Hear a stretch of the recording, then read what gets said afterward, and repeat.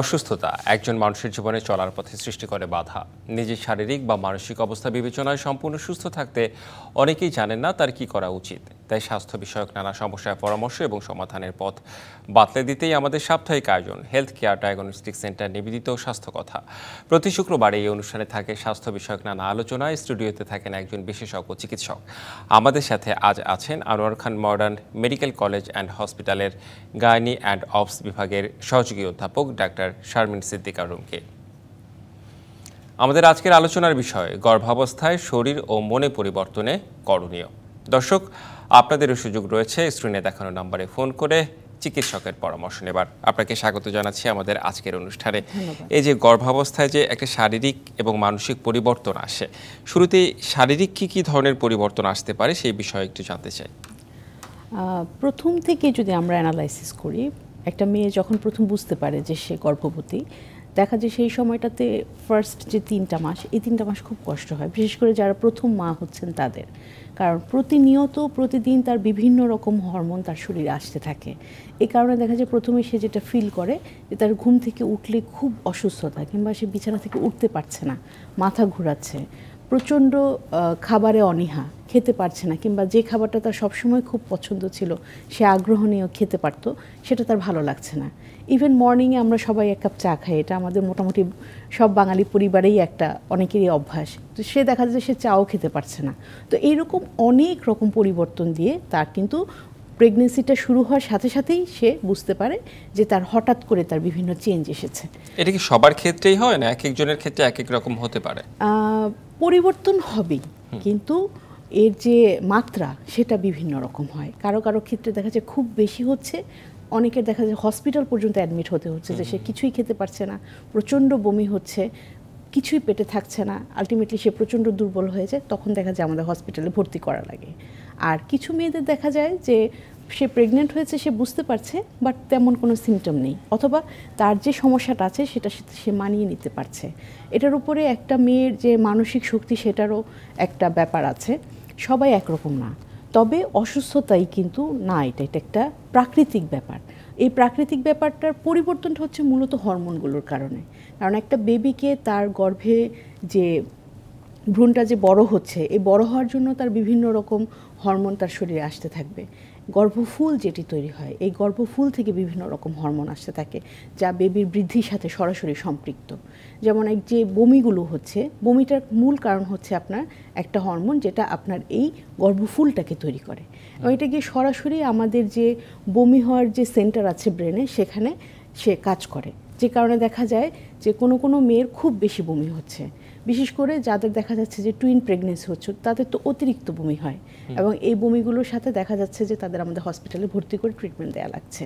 তবে 1-2বার ট্রিটমেন্ট নিলেই দেখা যায় যে প্রথম 3 মাস যখন অতিক্রম করে, তখন এই হরমোনের মাত্রাটা কমে আসে, এবং গর্ভফুলটা যখন পরিপূর্ণতা পেয়ে যায়, তখন মেয়েগুলোর বমি একটু কমে আসে। তবে কারো কারো ক্ষেত্রে দেখা যায় একদম শেষ পর্যন্ত বমি থাকতে পারে। এই পুরো অবস্থাটায়, একদম পুরো জার্নিটাতে আসলে প্রাথমিক দিকগুলো আপনি বললেন যে বমি হতে পারে, প্রথম দিকে যেসব, এই যে আমরা যদি বলি 6 মাস 7 মাস কিংবা শেষের দিকে, এই সময় তো একটা পরিবর্তন আসে, শারীরিক পরিবর্তন আসে। প্রথম 6 মাস 7 মাসের দিকে দেখা যায়, তখন আস্তে আস্তে সে বুঝতে পারে, বেবির নড়াচড়া বুঝতে পারে। 3 মাস অতিক্রম করার পরে তার দেখা যায় যে খাবারের যে অনীহাটা ছিল একটু কমে আসে, সে একটু খেতে পারে। তবে পুরোপুরি যে একটা মানে তিক্ত স্বাদ থাকে জিহ্বাতে, এটা কিন্তু চলে যায় না অনেকেরই, ওটা দেখা যায় ডেলিভারি পর্যন্ত থেকে যায়। কিন্তু তখন সে বুঝতে পারে যে তাকে খেতে হবে, কারণ সে উইক হয়ে যাচ্ছে, এবং বেবির গ্রোথের জন্য তার পর্যাপ্ত খাবারের প্রয়োজন হয়। তখন দেখা যায় তারা অ্যাডজাস্ট করে নেয় ওই সময়টার সাথে। এবং এই সাথে আপনার শারীরিক পরিবর্তনের মধ্যে তার তো দেখা যাচ্ছে যে আপনার অনেক মেয়ের দেখা যাচ্ছে প্রেশার বেড়ে যাচ্ছে। তখন আমরা এইগুলোকে হচ্ছে 20 সপ্তাহ অতিক্রম হওয়ার পরে গর্ভকালীন কিছু প্রেশার বেড়ে যাওয়া, তারপর আপনার রক্তে সুগার বেড়ে যাওয়া, এই জিনিসগুলো কিন্তু আমরা এখন মনিটরিংয়ে রাখি।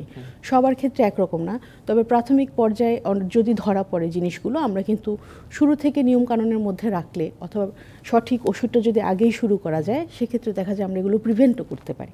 যেমন কিছু গ্রুপ আছে যে তাদের হাইপারটেনশন হতে পারে, যেমন আমরা জানি যে এখন পলিসিস্টিক ওভারি অনেক বেড়েছে।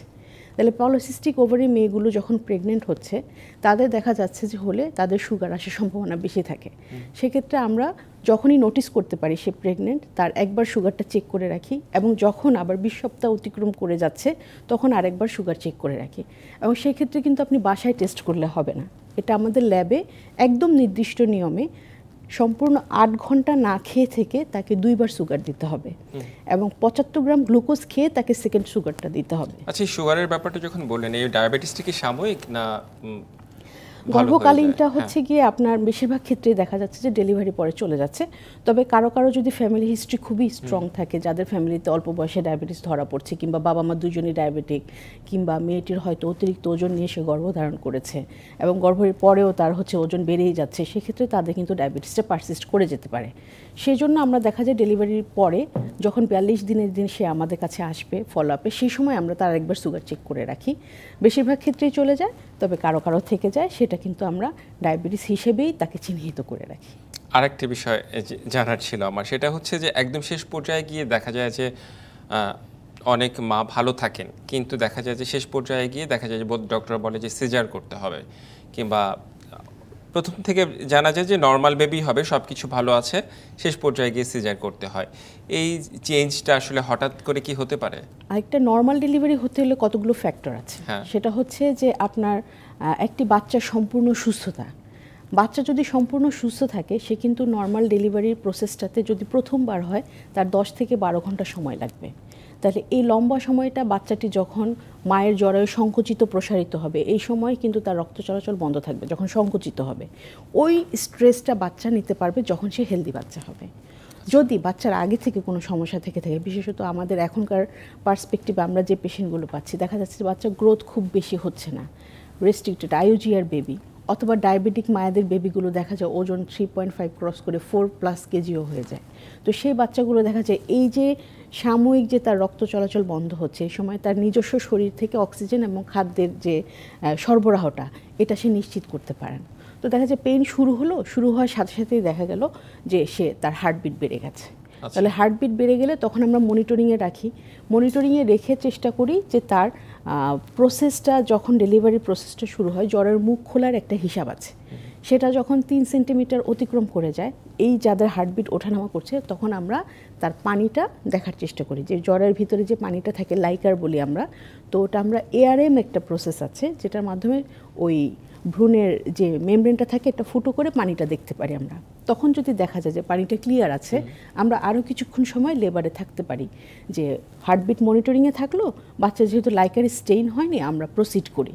কিন্তু যখনই দেখা যাবে যে লাইকার স্টেইন মানে বাচ্চাটার শ্বাসকষ্টের মাত্রা বেড়ে গিয়ে সে মাতৃগর্ভেই হচ্ছে আপনার মল ত্যাগ করা শুরু করে, তো সেক্ষেত্রে কালারটা চেঞ্জ হয়ে পরিষ্কার থেকে আপনার সবুজাব একটা কালার চলে আসে, তখন আমরা দেখা যায় যে সিজারিয়ান সেকশনে যেতে হয় বেবিটাকে নিরাপদে ডেলিভারি করানোর জন্য। এটা সেই মুহূর্তে সিদ্ধান্তের উপরেই আপনাদেরকে লেবার প্রসেস সম্পূর্ণ জিনিসটাই ডিপেন্ড করবে বেবির সুস্থতার উপরে। বেবি যখন খারাপ হবে আমরা তখন আর প্রসিড করতে পারি না।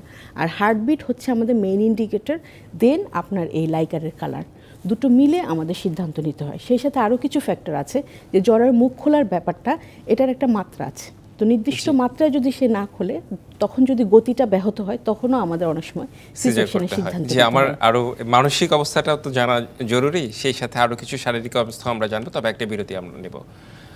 দর্শক, বিরতি নিচ্ছি ডিবিসি নিউজের সাপ্তাহিক আয়োজন হেলথ কেয়ার ডায়াগনস্টিক সেন্টার নিবেদিত স্বাস্থ্য কথায়, সঙ্গেই থাকুন।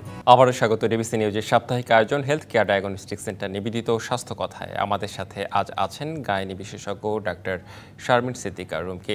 আমাদের আজকের আলোচনার বিষয় গর্ভাবস্থায় শরীর ও মনে পরিবর্তনে করণীয়। আমরা শারীরিক যেসব পরিবর্তন সেসব বিষয় তো আলোচনা করছিলামই, একটু মানসিক পরিবর্তনের বিষয় আসতে চাই। এই সময় দেখা যায় যে অনেক নারী খুব ডিপ্রেশনে ভোগেন, খুব বিষণ্ণতায় ভোগেন, এটা কেন আসলে? আসলে আমাদের সবাইকে যদি আমরা অ্যানালাইসিস করি, আমরা কিন্তু সবাই কম বেশি ডিপ্রেশনে থাকি, সবার জীবনে পরিপূর্ণতা থাকবে না, কিন্তু মূলত গর্ভকালীন যে বিষণ্ণতা, এটার সাথে আপনার স্বাভাবিক বিষণ্ণতা একটা পার্থক্য আছে।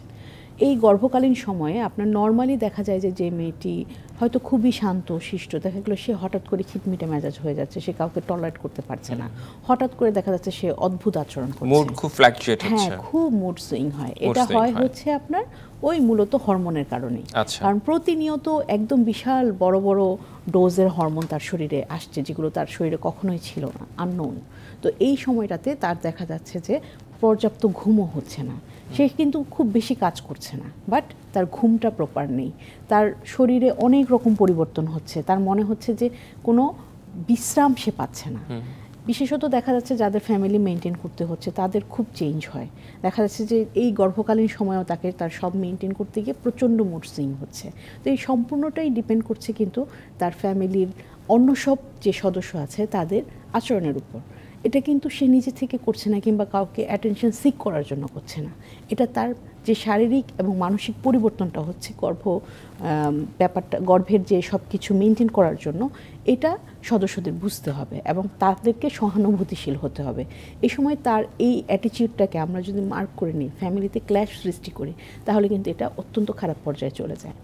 আচ্ছা, এই জিনিসটাই হচ্ছে সদস্যরা যদি ব্যাপারটা বুঝতে পারে যে এটা প্রেগনেন্সি রিলেটেড একটা চেঞ্জ এবং এটা কিছুদিন পরই পরিবর্তন হয়ে যাবে, অথবা তারা যদি একটু সবাই নমনীয় হয়ে ব্যাপারটাকে ম্যানেজ করে এটা ঠিক হয়ে যাবে, তাহলে কিন্তু আর সমস্যাটা হয় না। সদস্যদের ভূমিকা মূলত এখানে বেশি গুরুত্বপূর্ণ। আচ্ছা, একটা বিষয় যে অনেকেই বেবি যখন পেটে থাকে, বেবি নড়াচড়া করছে কি না এটা নিয়ে অনেকেই টেনশনে থাকেন, যে বেবি নড়াচড়া করছে না কিংবা করছে কখনো কখনো, এটা মনিটর করবে কিভাবে? আসলে খুবই গুরুত্বপূর্ণ প্রশ্ন, কারণ হচ্ছে আমরা যে শেষের 3 মাস, এই 3 মাস হচ্ছে সম্পূর্ণ প্রেগনেন্সির যে ফার্স্ট ইন্ডিকেটর, এটা হচ্ছে আপনার নড়াচড়া ভালো তো সব ভালো, কারণ মা হচ্ছে বুঝতে পারছে নড়াচড়াটা, তাহলে মা হচ্ছে সারাদিন কাজ করছে, বেবি পেটে নড়ছে, সে ফিল করছে। বাট যখনই দেখা যাবে যে আপনার বেবি নড়ছে না, এটা তাহলে আপনি মনিটরিংয়ের যে সিস্টেমটা সেটা হচ্ছে আমরা বলি রুল অফ 10 দিয়ে আমরা মনে রাখি।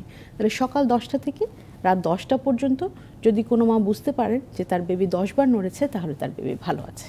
এটা একটা সিস্টেম। আরেকটা সিস্টেম হচ্ছে 3টা লার্জ মিল, যেমন ব্রেকফাস্ট, লাঞ্চ, ডিনার। তো এই 3টা খাবারের পরে যদি সে 2 ঘন্টা একটু রেস্ট নিয়ে মনিটর করে যে তার বাচ্চা কবার নড়লো, তাহলে যদি এটা 12 অতিক্রম করে তাহলে তার বেবি ভালো আছে। তাহলে দুটো সিস্টেম আমরা মনিটর করতে পারি।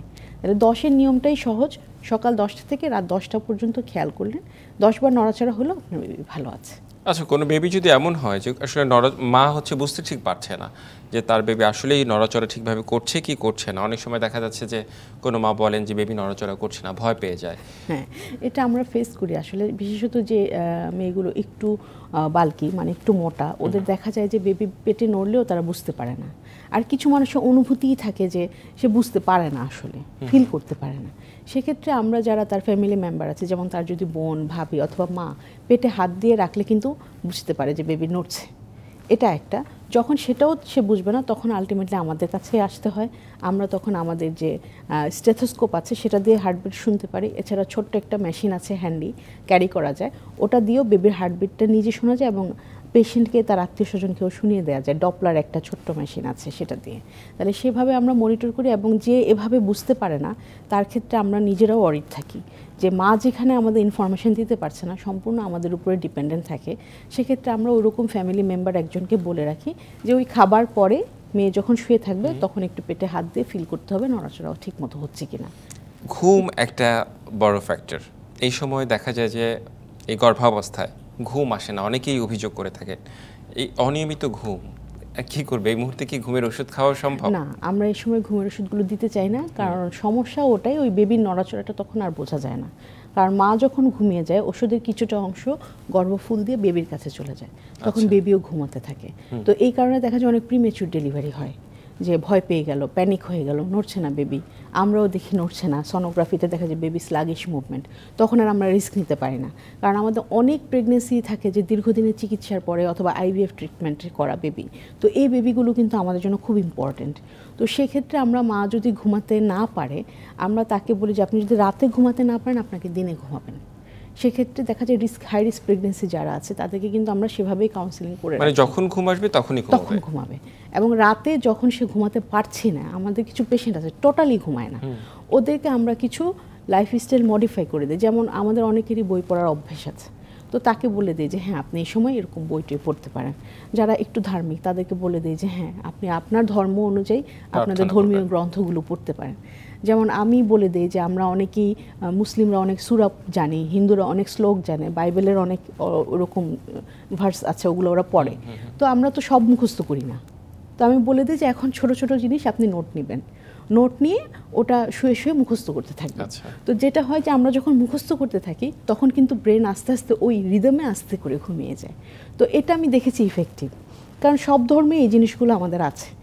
আর যাদের দেখা যায় যে বিভিন্ন রকম হবি থাকে, যেমন হচ্ছে অনেকে অনেক বিভিন্ন মানে বই পড়তে পছন্দ করে, গ্যাজেট কিন্তু প্রিভেন্ট করি আমি বলি যে 10টা পরে সব গ্যাজেট বন্ধ। না, অনেকে মুভি দেখতে পছন্দ করে, গান শুনতে পছন্দ করে, গ্যাজেট না। আচ্ছা, ওকে। আপনি বইতে যেতে পারেন, আপনি অন্য কোনো কাজে যেতে পারেন, কিন্তু গ্যাজেটে থাকবেন না। গ্যাজেট কিন্তু আপনাকে ঘুমাতে দিবে না, ও আরো ব্রেন সেলকে অ্যাক্টিভ করে, আরো অ্যাক্টিভ করবে, তখন আরো ঘুম আসবে না। হ্যাঁ, খুবই গুরুত্বপূর্ণ বিষয়। আরেকটি বিষয় যে এই সময় আপনারা খুব চলাফেরার মধ্যে থাকতে বলেন তাদেরকে। এক্স্যাক্টলি।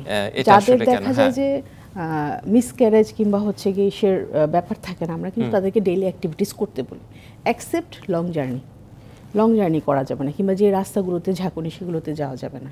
তাহলে হাঁটা চলার মধ্যে সুবিধা যেটা, যে আপনি যখন অ্যাক্টিভ থাকবেন আপনার বডিতে সব সিস্টেমই কিন্তু অ্যাক্টিভ থাকবে। তো আপনি শুয়ে থাকলে কি হবে, এটার পরিপ্রেক্ষিতে ওই যে আপনি সারাদিন ঘুমাচ্ছেন, রাতে আপনার ঘুমিয়ে আসবে না, এটাই কিন্তু ইনডিউসার মেইন আমাদের। তাহলে আমি যদি অ্যাক্টিভ থাকি, আমার বিশেষ করে যে মেয়েদের ব্লিডিং আছে ওদেরকে শুধু আমরা বলি বেড রেস্টে থাকতে। আচ্ছা। যাদের মিসক্যারেজের হিস্ট্রি আছে, প্রিভিয়াস 3-4টা মিসক্যারেজ হয়ে গেছে, তাদেরকে বলি তুমি বেড রেস্টে থাকতে। হ্যাঁ, কিন্তু সবাইকে না। সবার প্রেগনেন্সিতে আমরা বলি যে হাউস হোল্ড অ্যাক্টিভিটি সব করবেন, ভারী কাজ ছাড়া। ভারী কাজ বলতে যে কাজগুলো 5 কেজির বেশি কোনো ওজন বহন করতে হবে, স্ট্রেনাস, অনেক লম্বা সময় দাঁড়িয়ে রান্না করা, এটা আমরা মানা করি। আপনি ডাইনিং টেবিলে বসে সব করতে পারবেন। তাহলে সবাই কাজ করছে, আপনি ডাইনিং টেবিলে বসে সবাইকে সবজি কেটে দিন, এটাতে কিন্তু ভালোও লাগে। তো ওই কাজগুলো আমরা করতে বলি। নিজের রুম গুছানো, এই টুকটাক কাজ করা। অনেক মেয়েদেরকে আমরা এই সময় বলি যে ইন্টেরিয়র গার্ডেনিংয়ের ছোট ছোট জিনিসগুলো আমরা তখন শুরু করতে বলি। এতে ভালো থাকে মেয়েরা, মানসিকভাবেও শারীরিকভাবে। আচ্ছা, এটা কি কোনো নরমাল ডেলিভারির ক্ষেত্রে প্রভাব ফেলে? মানে হাঁটা চলা কিংবা পরিশ্রম? অবশ্যই ফেলবে, কারণ হচ্ছে নরমাল ডেলিভারি চাইলে আপনার হচ্ছে গ্র্যাভিটেশনের কারণে বেবিটা পজিশনে আসতে সুবিধা হয়। এবং আমরাও কিন্তু এখন মেয়েদেরকে বিভিন্ন রকম যোগা, এক্সারসাইজ এগুলো অ্যালাউ করছি। তবে আমাদের মেয়েরা তো সবাই ফিজিক্যালি অত ফিট না, বিদেশে মেয়েরা যত ফিট, যে কখনোই এক্সারসাইজ করেনি, তাকে আমি এখন যদি ওই ডিরেক্ট ইউটিউবের এক্সারসাইজ দেখিয়ে দেই, সে কিন্তু পারবে না। তাহলে আমরা যেটা মডিফাই করি যে হ্যাঁ ওই এক্সারসাইজটি আপনি করেন, বাট এত স্ট্রেন নেওয়া যাবে না, আপনার পক্ষে যতটুকু পসিবল কষ্ট না হয় সেভাবে করেন। একদম সংক্ষেপে জানতে চাই, আমরা যে বিষয়টি আলোচনা করছিলাম, সিজার, আপনারা যখন সিজারে যান অনেক সময় দেখা যাচ্ছে বাচ্চার গায়ে নার্ভ পেঁচিয়ে যায় আর কি, এই কারণটা একটু বলি। এই যে আমার মুভমেন্টটা যে মনিটর করছি, বলি যে বারবার নড়াচড়া, যখন বাচ্চাটা ভিতরে থাকে, এই যে নাভির যে কর্ডটা, এটা হচ্ছে আপনার 50 থেকে 100 সেন্টিমিটার থাকে। এখন কার 50 কার 100 এটা কিন্তু মেজার করা যায় না, সম্ভব না। এখন 50 হলে সে সাধারণত পেঁচায় না, কিন্তু যার 100 তার কর্ডটা কিন্তু বেশ বড়, সে দেখা যায় বাচ্চার গলায় একবার পেঁচালো, 2বার পেঁচালো, ইভেন আমরা 4টা প্যাচও পাই টাইট। মানে যত প্যাচ পান সেক্ষেত্রে কি সিজার করতে হবে? এটা বোঝা যায় না। এটা যখন আপনার বেবির নড়াচড়া কমে যায়, আমরা তখন সোনোগ্রাফারের কাছে পাঠাই। যদি খুব ভালো সোনোগ্রাফার হয়, সে হচ্ছে বলে দিতে পারে যে গলায় 3টা কর্ড পেঁচানো। এটার উপরে ডিপেন্ড করে আপনাদের সিদ্ধান্ত কি হয়? হ্যাঁ, হার্টবিট কমে যাবে, পেইন ওঠার সাথে সাথে ওর এই কর্ড পেঁচানো, যখন নিচে নামার চেষ্টা করবে, কর্ড তো আটকানো, তাহলে ও নামবে কিভাবে? তো গলায় ফাঁস লেগে যাবে, সেই ক্ষেত্রে তখন আপনারা সিজারের সিদ্ধান্ত নেন, তৎক্ষণাৎ সিজারের সিদ্ধান্ত নিতে হয়। জি, অনেক প্রশ্নের উত্তর আমরা জানতে পারলাম। আপনাকে অনেক ধন্যবাদ আমাদের আজকের অনুষ্ঠানে যুক্ত হবার জন্য এবং পরামর্শ দেওয়ার জন্য। পরবর্তীতে নিশ্চয়ই কখনো আবারও এই বিষয়ে আমাদের আলোচনা হবে। ধন্যবাদ। দর্শক, হেলথ কেয়ার ডায়াগনস্টিক সেন্টার নিবেদিত স্বাস্থ্য কথাই ছিল আমাদের আজকের আয়োজন। সঙ্গেই থাকুন।